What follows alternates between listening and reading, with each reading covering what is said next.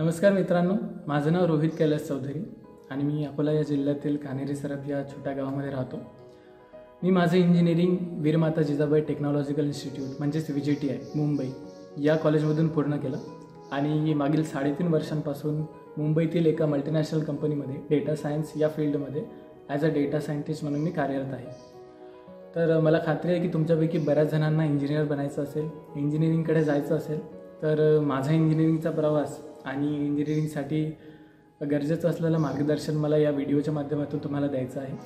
माझं 10वीपर्यंतचं शिक्षण हे माझ्या गावातील शाळेतच झालं, मराठी माध्यमातून. घरची परिस्थिती हलाखीची असतानासुद्धा आईवडिलांनी आम्हाला चांगलं शिक्षण उपलब्ध करून दिलं आणि अभ्यासामध्ये मी सुद्धा चांगला होतो. पहिलीपासून माझा पहिला नंबर येत गेला आणि 10वीमध्ये सुद्धा मला 95% मिळाले आणि मी तालुक्यातून प्रथम आलो.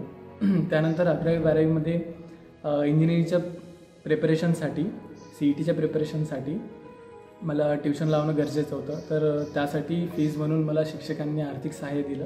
तर CETच्या प्रिपरेशनमध्ये फिजिक्स, केमिस्ट्री, मॅथमॅटिक्स या विषयांचं प्रिपरेशन मी करत गेलो आणि CETमध्ये मला चांगला स्कोर मिळाला आणि VJTI हे कॉलेज मिळालं. VJTIमध्ये मला इलेक्ट्रॉनिक्स ब्रांच मिळाली.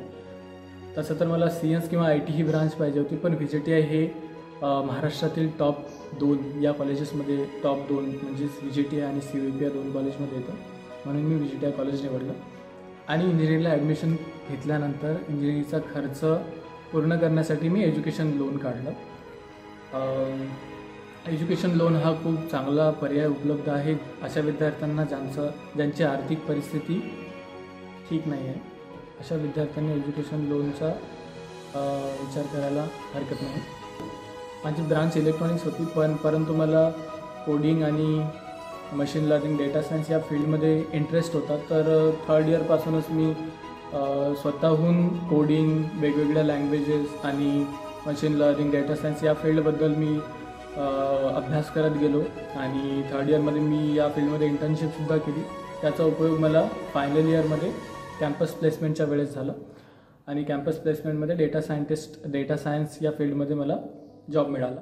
तर तुमच्यापैकी ज्यांना इंजिनिअरिंग करायचं असेल अशा विद्यार्थी 10वी नंतर 11वी-12वीमध्ये इलेक्ट्रॉनिक्स किंवा कम्प्युटर सायन्स अशा प्रकारची स्ट्रीम निवडू शकतात. जनरल सायन्ससुद्धा निवडू शकतात. जनरल सायन्स निवडल्याचा फायदा हा होतो की 11वी-12वी करताना जर तुम्हाला असं वाटलं की आपण इंजिनिअरिंगकडे नाही जायला पाहिजे, आपण दुसऱ्या कोणत्याच फील्डमध्ये जायला पाहिजे, तर तो रस्ता तुमचा नेहमी मोकळा असतो. जर तुम्हाला निश्चितच इंजिनिअरिंगच करायचं असेल तर तुम्ही जनरल सायन्सच्या ऐवजी कम्प्युटर किंवा इलेक्ट्रॉनिक्स अशा प्रकारचे फील्ड निवडायला पाहिजे. तर CET महाराष्ट्रातील कॉलेजमध्ये ॲडमिशन घेण्यासाठी CET ही एक्झाम असते, MST CET. त्यामध्ये 3 विषय असतात, फिजिक्स, केमिस्ट्री आणि मॅथमॅटिक्स. ही परीक्षा 3 तासांची असते आणि यामध्ये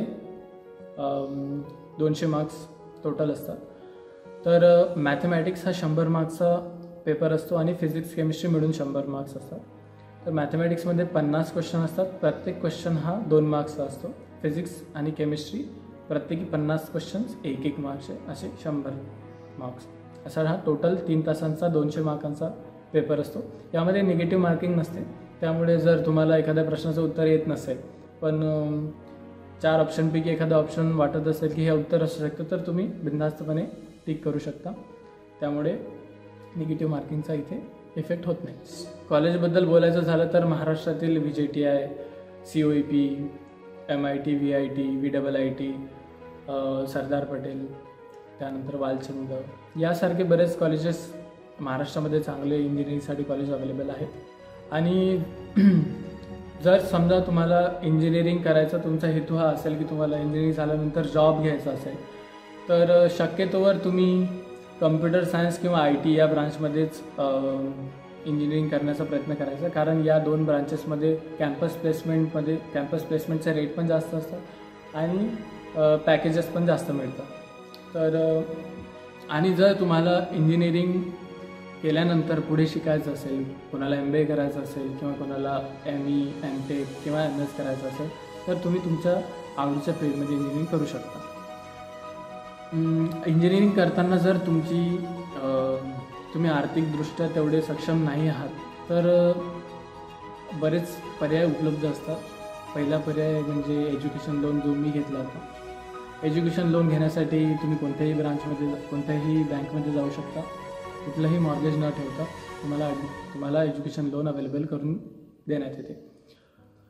त्यानंतर अजून दुसरे उपाय हे आहेत की प्रत्येक कॉलेजमध्ये ॲल्युमिनाय असोसिएशन असते. ॲल्युमिनाय असोसिएशन म्हणजे कॉलेजचे जे माजी विद्यार्थी असतात त्यांचं असोसिएशन, आणि त्यांच्या थ्रू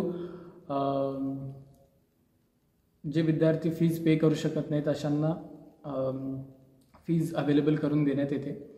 त्यानंतर बऱ्याच स्कॉलरशिप अवेलेबल असतात, जसे की शाहू महाराज स्कॉलरशिप आहे.